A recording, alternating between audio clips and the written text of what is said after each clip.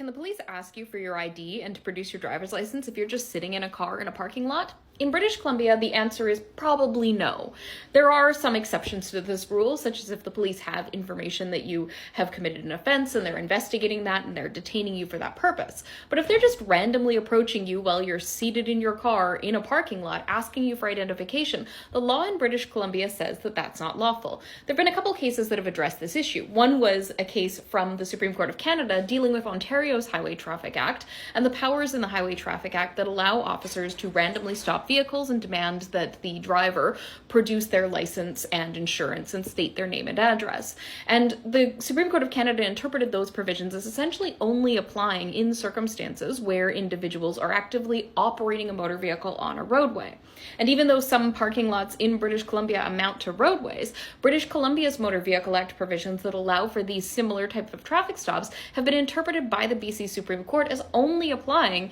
in the circumstances of people who are in motion on a roadway. So if you are sitting on a roadway, if you're parked on the side of the roadway lawfully out of the way of traffic, or if you're lawfully parked in a parking lot, not trespassing in that parking lot, and not the suspect of any other type of investigation that the police are doing, then the police cannot just rely on their Motor Vehicle Act stop powers or Motor Vehicle Act license demand powers to stop you and demand that you produce your license. So if you're ever sitting in your parking lot and a police officer comes up to you and asks you for ID, you can always ask the officer why they're asking for ID and if you're required to provide it. And if they say that they're just wanting to check you out, you are entitled to decline that request.